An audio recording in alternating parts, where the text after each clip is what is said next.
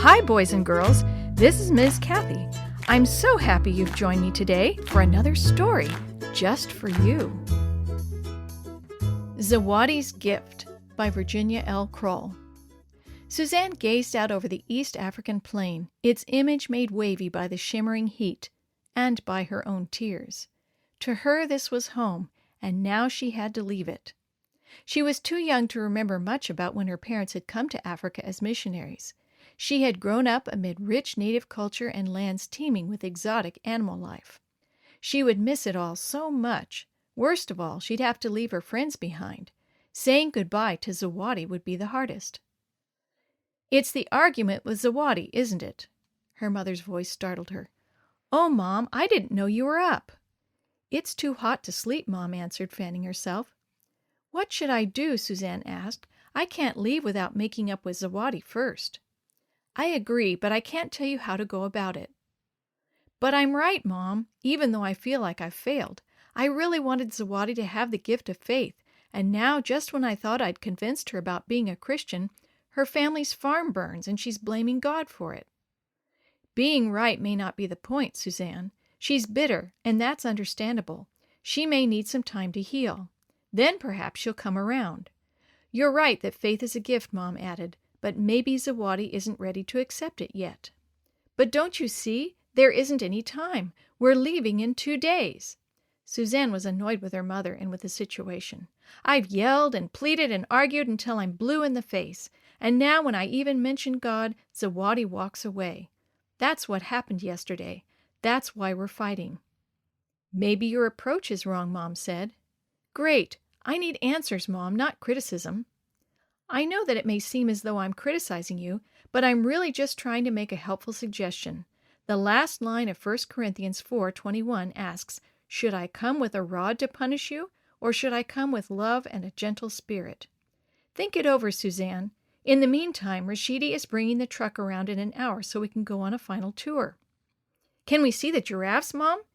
"And the zebras and the wildebeests. You won't find wildlife like that on American streets. How I'll miss this beautiful place." Mom sounded wistful.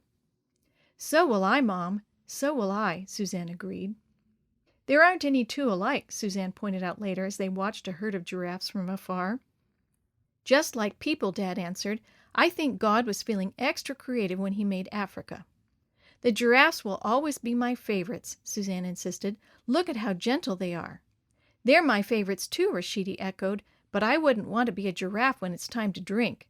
To go to all that trouble, one must be very thirsty." Everyone laughed. That night, Suzanne lay in bed listening to the chorus of nocturnal creatures outside her window. As she fell asleep, the day's events wove through her dreams. When she woke up, she had made up her mind. No matter what, I'll make up with Zawadi. She found Zawadi outside her house, weaving a basket. Suzanne sat down next to her friend. For a long time, neither one of them spoke. Finally, Zawadi said, "You are leaving tomorrow." "Yes."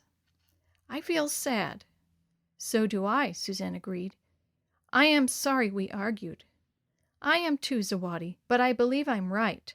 How Suzanne wanted to convince her friend of God's goodness, of Jesus' mercy.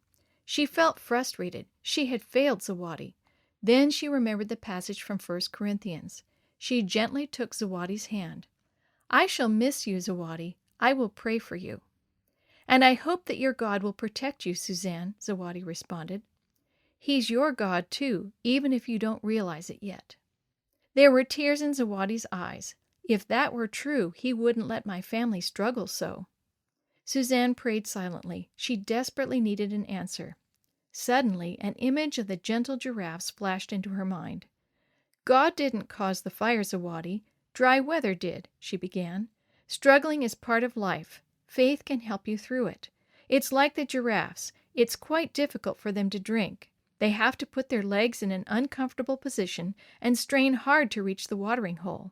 When they finally do, the cool water is so refreshing that they lope away with their heads held high, knowing that the struggle was worth it. Faith is a gift, just like the water, but sometimes we really struggle before we can accept it." Suzanne squeezed her friend's hand. "If you ever change your mind about God, please make sure you let me know." She felt strangely peaceful. She had said all she could. It was up to Zawadi now. Suzanne left Africa and Zawadi behind. For several months, she thought that homesickness would consume her. Soon, however, she began adjusting to American life, but Zawadi was often in her thoughts. One afternoon, when Suzanne came home from school, her mother said excitedly, "A package came for you in today's mail." Suzanne noticed the foreign stamps as she eagerly tore the wrapping away. There was a tiny note card taped to something wrapped in tissue. Suzanne opened the envelope. The card simply said, "Thank you for the gift." Puzzled, Suzanne frowned. Then she unfolded the tissue and lifted out a wood-carved giraffe. Its forelegs were placed wide apart, and its neck bent toward the ground as if it were drinking. Suzanne clutched the giraffe to her heart, tears of happiness in her eyes.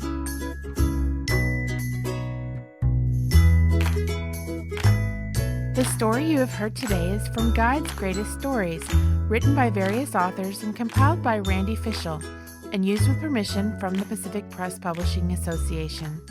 If you're interested in any other books published by the Seventh-day Adventist Church, please visit AdventistBookCenter.com or call 1-800-765-6955.